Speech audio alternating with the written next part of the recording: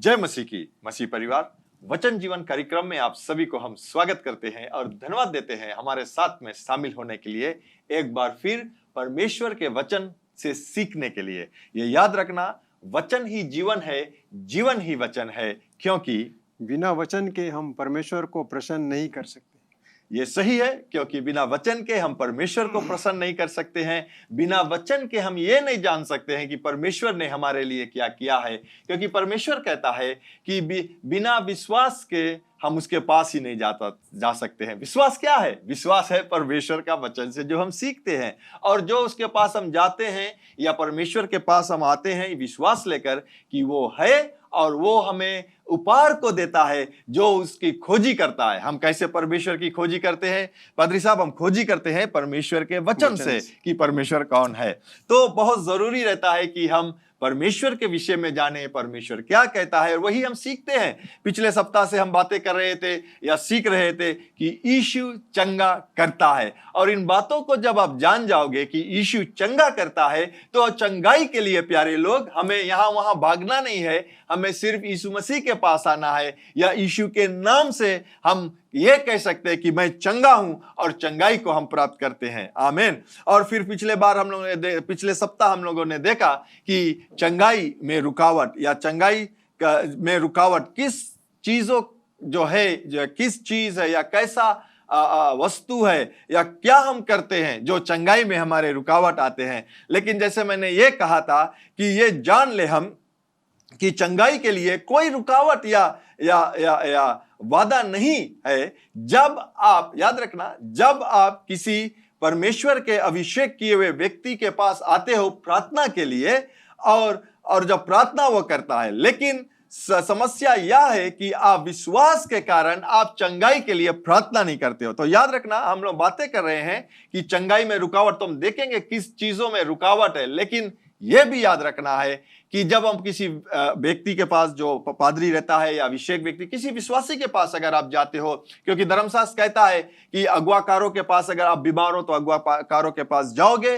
वो विश्वास के साथ तेल मलकर आपको प्रार्थना करेगा, अभिषेक किया हुआ तेल को, तो आप चंगाई को प्राप्त करोगे। क्योंकि आपका जाना एक अभिषेक व्यक्ति के पास, वो विश्वास ही के कारण से आप जाते हो, तो आप विश्वास के कारण आते हो, तो वहां पर किसी तरह का रुकावट नहीं रहता है चंगाई के। लेकिन बहुत हमने पिछले सप्ताह देखा कि बहुत से चीज है जो रुकावट देता है, और यह जानना हमारे लिए बहुत जरूरी है। पादरी आप 2 Corinthians 2:9 से लेकर क्यों ना 11 तक आप पढ़े। क्योंकि मैंने इसलिए भी लिखा था कि तुम्हें परख लूं कि तुम मेरी सब बातों के मानने के लिए तैयार हो कि नहीं। जिसका तुम कुछ क्षमा करते हो उसे मैं भी क्षमा करता हूँ, क्योंकि मैंने जो भी कुछ क्षमा किया है, यदि किया हो तो तुम्हारे कारण मसीह की जगह में होकर क्षमा किया है, कि शैतान का हम पर दांव ना चले, क्योंकि हम उसकी युक्तियों से अनजान नहीं। आमीन। कि शैतान का हम पर दांव ना चले, या शैतान का कोई चाल हम पर ना चल सके, शैतान का कोई ऐसे कार्रवाई जो है वो मसीह व्यक्ति पर ना चल सके, ताकि शैतान हम पर हावी ना हो सके, बलवंत ना हो सके, और हम अविश्वास में ना होकर चंगाई को नहीं प्राप्त कर सके। आमीन। यह बहुत जरूरी है हमें जानना कि शैतान हम पर हावी ना होते हैं। कैसे शैतान हम पर हावी होता है, ये जानकारी को हमें करना बहुत जरूरी है, क्योंकि जब हम ये नहीं जानेंगे प्यारे लोग, तो जो चंगाई हमें मिलता है, उस चंगाई को हम रोक नहीं सकते, उस चंगाई को हम खो सकते हैं। ये ऐसा होता है, बहुत से लोग चंगाई को प्राप्त करते हैं, लेकिन चंगाई को पूरे उसके शरीर में प्रकट होने से पहले वो चंगाई को खो देते हैं। तो पादरी साहब क्यों ना हम चले इफिशियंस के किताब में देखते हैं। इफिशियंस चैप्टर 6:12 को हम पढ़ते हैं। क्योंकि हमारा यह मल्ल युद्ध लहू और मांस से नहीं, परंतु प्रधानों से और अधिकारियों से और इस संसार के अंधकार के हाकिमों से और उस दृष्टा की आत्मिक सेनाओं से है जो आकाश में है। आमीन। तो अब हम लोग आगे देखेंगे, लेकिन मैं ये कहना चाहता हूं कि आप अपना जो इसी कारण से आप अपना चंगाई को खो देते हो जब आप अपने दुश्मन को नहीं जानते हो।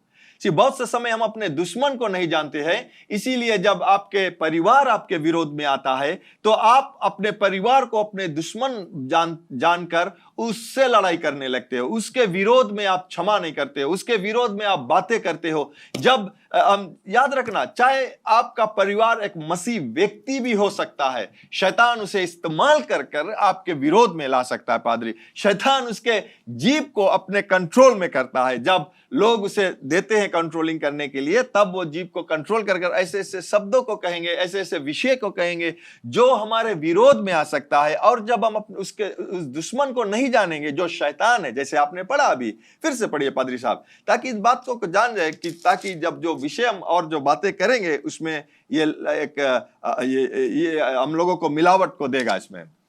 क्योंकि हमारा यह बहुमूल्य लहू और मांस से नहीं, परंतु प्रधानों से और अधिकारियों से और इस संसार के अंधकार के हाकिमों से और उस दृष्टा की अंतिम सेनाओं से है जो आकाश में है। आमीन। यानी कि हमारा जो ये लड़ाई है, हमारा जो युद्ध है, ये मांस और लहू से नहीं, यानी कि इस शरीर से नहीं, आपके पति से नहीं, आपके पत्नी से नहीं, आपके सास से नहीं, आपके ससुर से नहीं, आपके भाई या आपके बहन, आपके जो साथ में काम करते हैं, ये लड़ाई उसके साथ में नहीं है। लेकिन ये लड़ाई जो है, ये जो शैतान है उसके विरोध में है हमारा लड़ाई। इस बात को जब हम जान लेंगे तो हम एक दूसरे से, इसीलिए यीशु ने कहा कि अपने दुश्मनों से प्रेम रख, अपने बैरियों के लिए प्रार्थना को कर, क्योंकि यीशु इस बात को बतलाना चाहते थे कि आपका, जिसे आप दुश्मन कहते हो, जो मनुष्य को आप दुश्मन कहते हो, वो आपका दुश्मन नहीं है।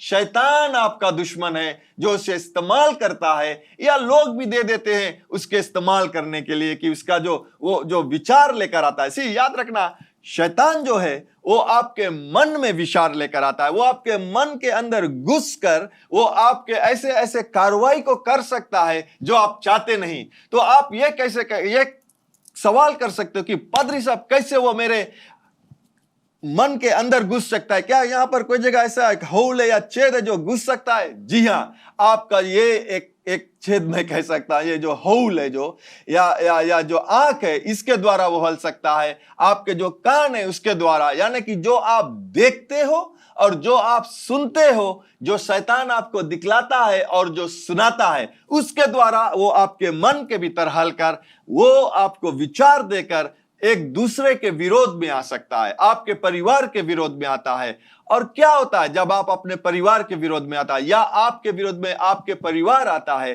तो एक समस्या होता है जब हम किसी को क्षमा नहीं करते हैं। लेकिन उससे पहले देखते क्यों, फिर क्या कहता है 13 में, क्या कहता है पादरी साहब?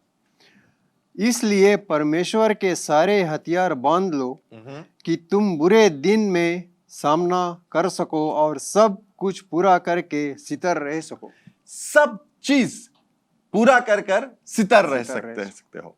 परमेश्वर कहता है कि अपने सारे हथियार बांध लो। यह क्या है? 14 में देखते हैं। इसलिए सत्य से अपनी कमर कस कर और धार्मिकता की झिलम पहनकर और पांव में तेल के सुसमाचार की तैयारी के जूते पहनकर और इन सब के साथ विश्वास की ढाल लेकर सितर रहो, जिससे तुम उस दुष्ट के सब जलते हुए तीरों को बुझा सको। आमीन। कहता है 14 में, इसलिए सत्य क्या है? परमेश्वर का वचन पादरी साहब। इसीलिए परमेश्वर का वचन का ज्ञान जब हम रहेंगे, तब हम उस दुष्ट के सामना कर सकते हो। यानी कि जितना भी उसका जो चाल है, उसका जो अग्नि भरा जो तीर है, उसे हम बुझा सकते हैं। कैसे? सत्य से। यानी कि जब अगर कोई आपके विरोध में आता है, आप ये जान जाओगे कि ये व्यक्ति मेरे विरोध में नहीं है, लेकिन इसके पीछे जो है, जो शैतान है, वो मेरे विरोध में है। तो हम परमेश्वर के वचन से उस शैतान को, जिस प्रकार से अगर हम देखते हैं पादरी साहब, जब यीशु मसीह जब अपने चेलों से पूछ रहे थे कि क्या लोग कहते हो मैं हूं, तो बहुत से लोग, पतरस कहता है कि बहुत से लोग इलाई कहते हैं, जॉन द बैप्टिस्ट कहते हैं। फिर यीशु ने कहा कि तुम क्या कहते हो? तो पतरस जो थे वो कहा कि तू परमेश्वर का पुत्र है जो इस संसार में मनुष्य बनकर आया। ये कहा उसके बाद में यीशु मसीह अपने चेलों को बताने लगा कि अब मेरे साथ में ये समस्या होगा, यानी कि मुझे पकड़ाया जाएगा, मुझे मारा जाएगा और तीसरे दिन बाद मैं जी उठूंगा।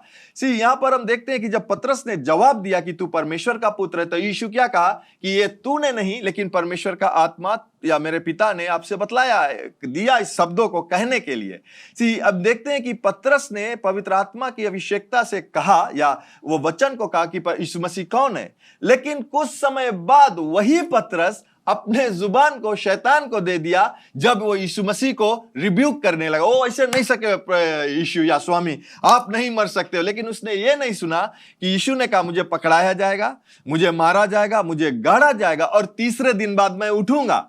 वो पतरस ये बात को नहीं सुना अच्छी तरह से, तीसरे दिन बाद। लेकिन वही पतरस को शैतान ने इस्तेमाल कर ऐसे वो यीशु मसीह का जो कार्य था उसे बाधा लाने। लेकिन यीशु जानता था कि पतरस जो है वो नहीं कहता है, इसीलिए उसने कहा कि शैतान मेरे पीछे आ जा ना, गेट बिहाइंड माय बैक बोलिस रहा। तो क्या कहते हैं कि यीशु जाना, और यीशु आज हम लोगों को यह बतलाना चाहता है पादरी साहब कि कोई भी आपके विरोध में आता है वो मनुष्य आपके विरोध में नहीं आता है, लेकिन उसके पीछे जो शैतान है वो दुश्मनी फैलाना चाहता है। ये सही है पादरी साहब। जैसे हम इस बात की बात कर रहे हैं इस समस्या पर कि हम कैसे इससे छुटकारा पा सकते हैं। तो पादरी साहब, जब हम अपने आप को अगर देखें, या कोई भी विश्वासी है, जैसे उसे कोई भी बीमारी है या कोई भी तरह की रोग है या दुष्ट आत्मा है, जब वो चंगा हो जाते हैं, जी हाँ, पूरी तरह से उन्हें चंगाई मिल जाती है, तो वे खुश तो हैं कि उन्हें चंगाई मिल गई। और जब तक उन्हें चंगाई नहीं मिलती, वे जानते थे कि यीशु मसीह है जी, हम उस पर विश्वास करते हैं, हम उनके वचनों पर चलते हैं। मगर ऐसे ही कुछ समय आता है कि जब पूरी तरह से वे चंगे हो जाते हैं, तो वे भूल जाते हैं कि वचन क्या कहता है और किस तरह हमें चंगाई इस रोग से मिली है। और वे नहीं देखते कि वचन हमें क्या, किस तरह से हमारे अंदर है, हमें वचन पर कैसे चलना चाहिए। मगर कुछ ही क्षण बाद वे भूल जाते हैं सब कुछ। तो उसी जगह पर जो शैतान है वो अपना कार्य करता है। हम सोचता, पिछले सप्ताह हम बातें कर रहे थे पादरी साहब कि वचन से दूर होने का मतलब क्या, बीमारी का मतलब जो हमने हिब्रू भाषा में से बतलाए थे कि जब हम वचन से दूर होते हैं तो हम बीमार होते हैं।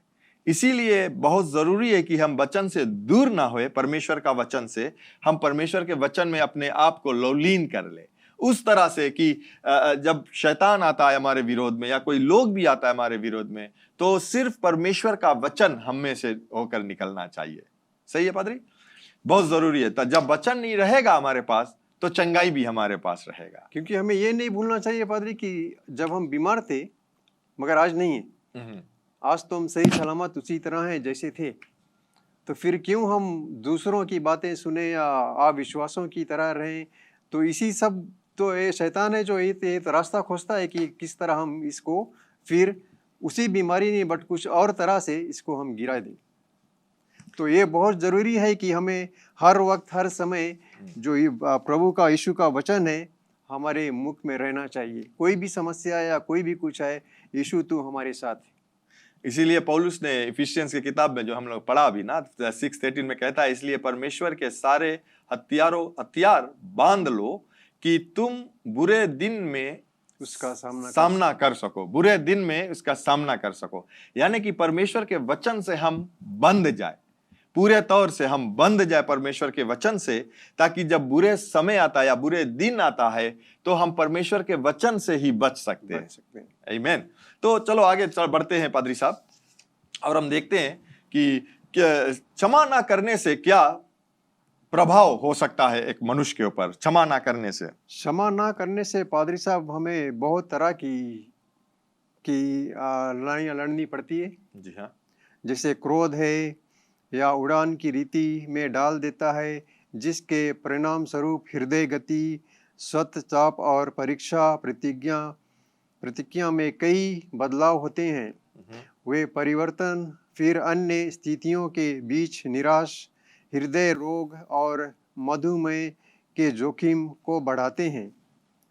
क्षमा की जटिल विप्लिंद नकारात्मक भावनाएं एक तनाव प्रतिक्रिया पैदा कर सकती हैं और एक अपराधी के प्रति आक्रोश, कड़वाहट, शत्रुता, घृणा, क्रोध और भय जैसी नाना कार्य भावनाओं को विलंबित कर सकती हैं। सही है, यानी कि क्षमा ना करने से ये सब रोग हमें लग सकता है। कितना जो डेंजरस है कह सकते हैं कि जो जिसे हम लोगों को क्षमा ना करते हैं, अगर हम क्षमा ना करेंगे, कहता है कि बोले एक लड़ाई या उस तरह से होता है कि एक उड़ान हम भर देते हैं, हमारे हृदय रोग होता है। और मुझे यहाँ पर हम जब देख रहे हैं तो कहता है कि मधु रोग जो होता है, यानी कि डायबिटीज। अभी अब देखते हैं कि बहुत से लोग, अगर आप शायद बहुत ज्यादा 95% पीपल से अगर पूछ दिया तो बताइए बोलिए हमारा डायबिटीज है। लेकिन अगर उसके हम अंदर जाने की कोशिश करें, उससे पूछेंगे किसी को क्षमा नहीं किया या आप क्रोधित होते हो, क्योंकि जब हम क्रोधित होते हैं पादरी साहब, हमारा जो हृदय रहता है, जो दिल रहता है, जो पंप करता है ब्लड का, वो नॉर्मल से बहुत जोर चलने लगता है। और जब वो चलने लगता है तो वो एक तरह का जो हमारा जो रोग वो पैदा करता है। इसी जो हाई ब्लड प्रेशर कहते हैं, जो हमें 120 ओवर 80 रहना चाहिए, वो बहुत जोर हो जाता है। क्यों? क्योंकि हम क्रोधित होते हैं, किसी की हम जलन करते हैं। तो ये बहुत जरूरी है प्यारे लोग, आज हम ये बतलाना चाहते हैं कि एक रुकावट या है आपके चंगाई होने के, मतलब जो आप खो देते हो, रुकावट नहीं, लेकिन जो आप अपने चंगाई को खो देते हो जब आप किसी को क्षमा नहीं करते हो। ये बहुत जरूरी। यीशु मसीह ने यही कहा कि तुम अपने बैरियों के लिए प्रार्थना करो या अपने दुश्मनों के लिए प्रार्थना करो, क्षमा करो और अपने बैरियों के लिए प्रार्थना करो। उसका मतलब तो जब आप करने लगेगा तो आपका दुश्मन कोई नहीं रहेगा पादरी साहब। अगर कोई दुश्मन नहीं रहेगा तो हम किसके ऊपर क्रोध होंगे? क्रोधित हम कोई के ऊपर नहीं रहेंगे। तो जब हम क्रोधित नहीं रहेंगे, हमारे दुश्मन जब कोई नहीं रहेगा, क्योंकि हम सभी को क्षमा कर देते हैं, तो क्या होता है, इन बीमारियों से हम बच सकते हैं। पादरी साहब, जैसे आपने कहा क्षमा करना चाहिए जी, ये तो जरूरी है कि क्षमा करना चाहिए, मगर ये भी जरूरी जानना है कि हम किस तरह से क्षमा करते हैं। कई तौर पर ऐसे आता है कि हम, जैसे मैं आपको क्षमा कर दूं, मैंने कहा कि पादरी साहब मैंने आपको क्षमा कर दिया, आप जो कुछ भी कहा या कुछ भी है मुझसे, लेकिन मेरे अंदर क्या है कि मैंने आपको अंदर से क्षमा किया है या नहीं। बोलने को तो बोल दिया। तो इसी तरह से कई लोग हैं जो फिर फिसल जाते हैं, क्योंकि जो लिखा है क्षमा करना बहुत ज़रूरी है, तो उसे हमको जानना है कि कितना ज़रूरी है। हम अपने अंदर से एक बार अगर हम क्षमा करते हैं तो वो अपने मन से निकालते। क्षमा करने के लिए पादरी साहब मैं ये विश्वास करता हूं कि एक चुनाव हमें करना है, क्योंकि क्षमा करना एक चुनाव है कि मैं आपको क्षमा कर दिया है, यानी कि जो कार्य आपने कहा वो मुझसे दूर हो गया है, वो बह गया है, वो चला गया मेरे सामने। इसी प्रकार से परमेश्वर भी हमें देखता है यीशु मसीह के द्वारा। जब उसने हमें क्षमा को किया तो वो फिर लौट कर ये नहीं कहते कि ओ तुम पाप में थे, तुम ये कर रहे थे, तुम किसी का खून कर दिया, किसी का झूठ बोल दिया, या किसी को तूने चोरी कर लिया। वो परमेश्वर लौटार कर फिर लेकर नहीं आता है। उसने चुनाव को किया हमें क्षमा करने के लिए, तो वो हमें क्षमा करता है। धर्मशास्त्र कहता है कि वो हमारे पापों को इस तरह से हमसे लेकर बीग दिया है, जितना दूर एक पश्चिम और उत्तर या दक्षिण ना, वेस्ट फ्रॉम ईस्ट ना, बोले जितना दूर है उतना दूर वो बीग दिया है, यानी कि वो कभी जुड़ नहीं सकता है, वो पास आ नहीं सकता है। उसी प्रकार से हमें भी एक दूसरे को क्षमा करना है पादरी साहब। तो एक और सवाल अगर हम करें, दूसरा सवाल को हम करते हैं और देखते हैं, क्या क्षमा ना करने से मानसिक रोग हो सकता है? अवश्य होता है पादरी साहब। जो या डिप्रेशन का जो रोग है, निराशा उदासी से ज्यादा होता है। अनसुलझे और विपलिंद नकारात्मक भावनाएं कई दीर्घकालिक मानसिक स्थानीय समस्याओं से का कारण बन सकती हैं, और अवसाद, डिप्रेशन, निराशा, उदासी उनमें से एक है। अवसाद, जो डिप्रेशन सबसे अधिक बार सामना किया जाने वाला मानसिक अवस्था विशिष्ट है, लेकिन अवस्थिक भावनाओं के कारण होने वाला डिप्रेशन अन्य रूपों की तुलना में अधिक खतरनाक हो सकता है। डिप्रेशन जिसे हम कहते हैं ना, बहुत से लोग जो डिप्रेशन में चल देते हैं। डिप्रेशन में क्यों लोग जाते हैं? ऐसा होता है पादरी साहब कि मैं जो चाहता हूं वो आप नहीं करते हो, या जो मैं आपसे चाहता हूं आप नहीं करते हो, या जो मैं आपको आपसे कहलाना चाहते हैं वो आप नहीं करते। और जो मैंने उम्मीद आप पर लगाए हुए है, यानी कि जो एक व्यक्ति दूसरे लोगों से उम्मीद लगाए हुए है, उस तरह से वो नहीं करते हैं तो लोग डिप्रेशन में चला जाते हैं। लेकिन जब लोग डिप्रेशन में जाते हैं और जब डिप्रेशन में जाते हैं क्योंकि वो एक दूसरे को क्षमा नहीं करते हैं। अगर मैंने चाहा कि पादरी साहब, अगर कहने के मतलब कि आप इस स्थान पर 10 बजे आ जाना, वो मेरा चाह था कि आप 1 मिनट देरी नहीं, लेकिन आप 5 पास आया। मैं ये नहीं पूछा क्यों देरी हो गया, क्यों आपने ये 5 पास आया, लेकिन मुझे क्या, मैं गुस्सा गया आपके ऊपर। वो गुस्सा एक डिप्रेशन की ओर लेकर जाता है, और जब बार बार एक चीज लोग करता है तो डिप्रेशन में जाता है, तो मैं आपको क्षमा नहीं करता हूं। ठीक, तो जब क्षमा नहीं होता है तो ये जो तोड़े से बहुत होता है, और वो एक दिन जो दग जाता है ना, जो बूम रहता है वो दग जाता है, और वो बहुत जो बहुत से हमें जो चोट पहुंचा सकता है। तो क्षमा ना करने से भी बहुत से लोग जो मानसिक मेंटली प्रॉब्लम में जाता है। तो बहुत जरूरी है पादरी कि हमें क्षमा करना एक दूसरे को, राइट। अगर हम कुछ कोटेशन की ओर देखते हैं तो कहता है कि बोले क्षमा ना करना ऐसा है जैसे मैं जहर खा रहा हूं लेकिन किसी और के मरने की उम्मीद करता हूं। ठीक, और क्षमा नहीं करने का अर्थ है किसी और के अपराध के लिए समय की सेवा करते हुए कठोरता की जेल की कटोरी में फंसे रहने का उपलब्ध है, यानी कि किसी और का सजा मैं सह रहा हूं जहां मुझे नहीं रहना है, राइट। और फिर हम देखते हैं एक और आखिरी को, और वो यह है कि ईसाई या विश्वासी होने का अर्थ, सुनना आप लोग क्या कहता है, ईसाई या विश्वासी होने का अर्थ क्षमा ना करने योग्य को क्षमा करना। बहुत से लोग हैं जो क्षमा करने की योग्य नहीं है, लेकिन फिर भी विश्वासी होने का मतलब उसे क्षमा करना, क्योंकि परमेश्वर ने आपको भी क्षमा ना करने योग्य को क्षमा किया है। यानी कि हम भी लोग उस दिशा पे थे जो हम क्षमा करने की योग्य नहीं थे पादरी साहब, लेकिन परमेश्वर ने हमें क्षमा को किया है। ठीक, तो ये रही बातें जो हम बातें कर रहे थे कि क्षमा ना करने से क्या हो सकता है। क्योंकि क्षमा ना करने, अगर हम देखें तो वो दोनों तरफ से होना चाहिए जी। जैसे मैंने आपको क्षमा किया, मैंने कहा कि पादरी मैं आपको क्षमा करता हूँ जो कुछ भी है उसके लिए, तो उसी तरह आपको भी लेना है वो।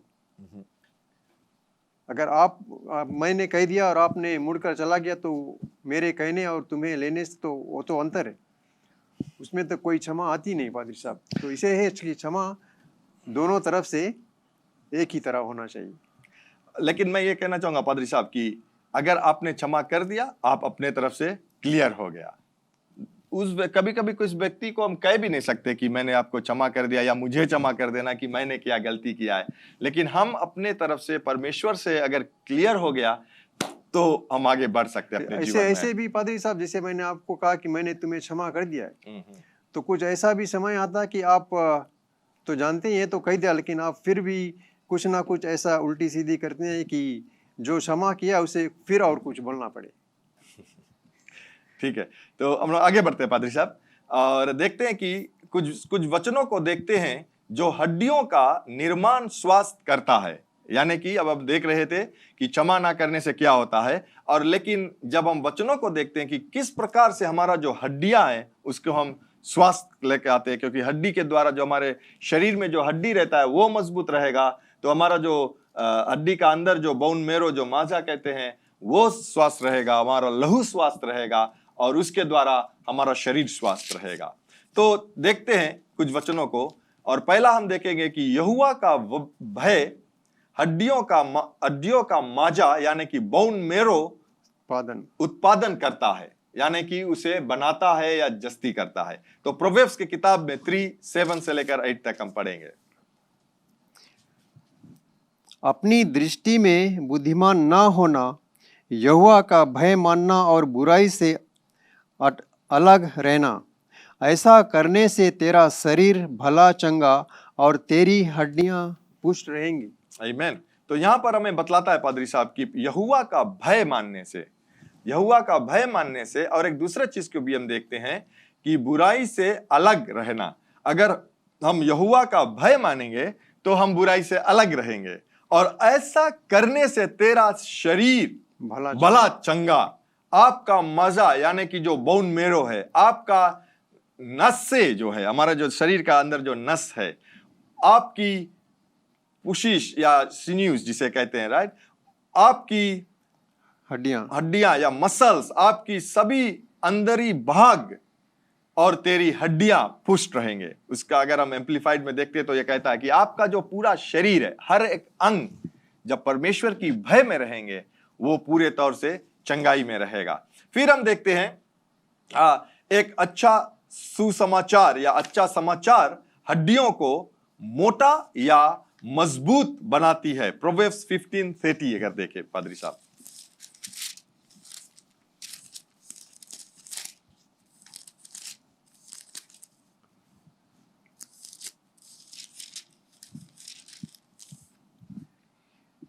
आंखों की चमक से मन को आनंद होता है और अच्छे समाचार से हड्डियां पुष्ट होती हैं। अच्छे समाचार यानी कि अगर आप किसी को अच्छे बातों को सुनाते हैं या आप अच्छे बातों को सुनते हैं तो क्या होता है, हमारे हड्डियों का पुष्ट यानी कि तंदुरुस्त या मजबूत बनाता है। यानी कि अगर आप हर एक समय यह सुनते हो कि, या बुरे रिपोर्ट को अगर आप देखते हो, समाचार सुनते हो, हर एक समय बुरे समाचार को सुनते हो और उसे आप उसी तरह से लेते हो, तो आपका हड्डी जो है वो कमजोर होता है। तो इसीलिए बहुत जरूरी है कि हमें परमेश्वर का वचन सुनना, और वो वही है जो सुसमाचार है हमारे लिए। फिर देखते हैं सुख वचन। सुखित वचन हड्डी में स्वास्थ्य लाता है, और वो मिलता है हमें पादरी प्रोवर्ब्स 16:24 में।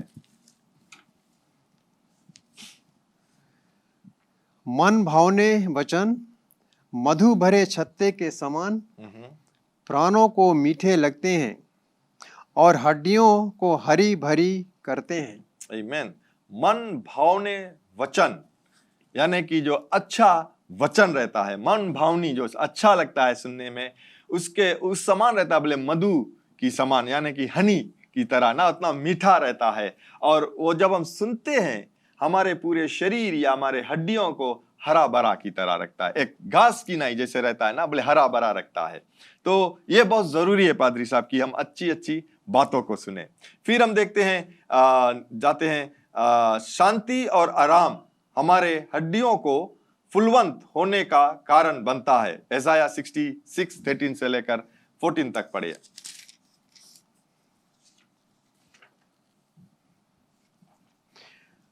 जिस प्रकार माता अपने पुत्र को शांति देती है, वैसे ही मैं भी तुम्हें शांति दूंगा।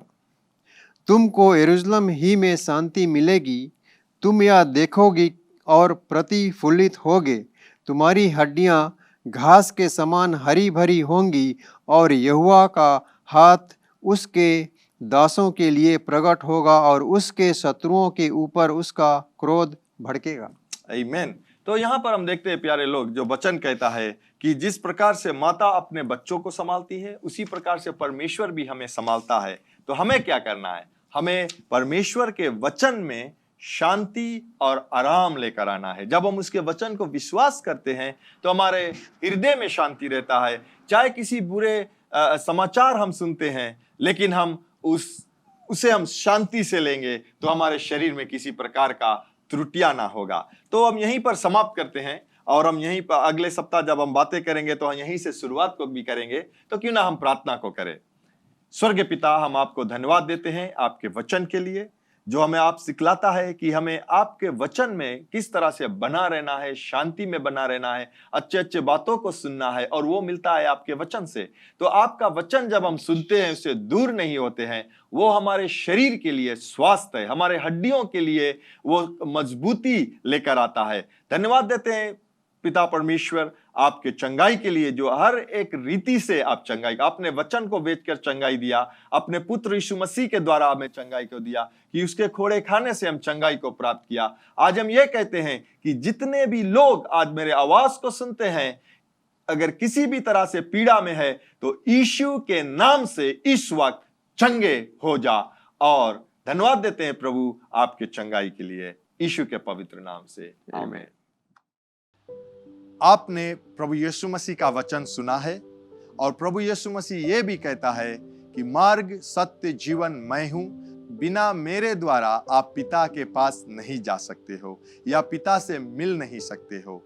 तो प्रभु यीशु मसीह को अपने जीवन में आप ग्रहण करना चाहते हो, उसको अपने जीवन में लेना चाहते हो, ताकि आप उद्धार पा सकते हो। क्योंकि यह भी कहता है वचन कि जब आप अपने मुख से कहते हो कि प्रभु यीशु मसीह, परमेश्वर ने प्रभु यीशु मसीह को जिलाया है, और अपने हृदय में इन बातों को विश्वास करते हो, तो आप उद्धार को पाते हो। तो अगर आप अपने जीवन को प्रभु यीशु मसीह के देना चाहते हो और पवित्र आत्मा को अपने जीवन में लेना चाहते हो, तो मेरे बाद में इस प्रार्थना को आप कीजिए। कहिए, स्वर्ग पिता, मैं विश्वास करता हूं यीशु मसीह प्रभु है, जो क्रूस पर अपना प्राण दे दिया, और पिता आपने तीसरे दिन बाद उसे फिर से जिलाया है, मुझे पाप से क्षमा करने के लिए। प्रभु यीशु मसीह, मैं आपको अपना जीवन का प्रभु बनाता हूं। आज से मैं आपके मार्ग में चलूंगा, आज से मैं आपके सेवा करूंगा। मैं प्रार्थना करता हूं कि मुझे पवित्र आत्मा से भर दीजिए, जो मेरे जीवन के हर एक दिन को आपके मार्ग में चलाएगा। यीशु मसीह के नाम से मैं ये प्रार्थना करता हूं, आमीन। अगर आपने इस प्रार्थना को किया है पहली बार, तो जरूर आप हमें संपर्क कीजिए, ताकि हम आपको वचन जीवन में आगे बढ़ने के लिए सिखला सके। और आपको हम धन्यवाद देना चाहते हैं हमारे साथ में शामिल होने के लिए आज। और अगले मिलने तक ये याद रखना कि स्वर्ग पिता जो विश्वास योग्य है, वो आपसे प्रेम रखता है। प्रभु यीशु मसीह भी जो विश्वास योग्य है, वो आपसे प्रेम रखता है। यहाँ JCLM में हम लोग आपसे प्रेम रखते हैं, आपके लिए प्रार्थना करते हैं, और यीशु मसीह ही प्रभु है। Bye bye. Learn more from God's Word and send us your prayer request by visiting our website www.jclm.org, or you can like our Facebook page, Jesus Christ is Lord Ministries, to keep up with the now word of the Lord for the season. Follow us on Instagram, JCLM Fiji. Better still, subscribe to our YouTube channel, JCLM Fiji, to receive the latest teaching of God from the ministry. If you like to host Brother Brian for teaching and ministering at your church, or host a conference, you can contact our church office 3315202.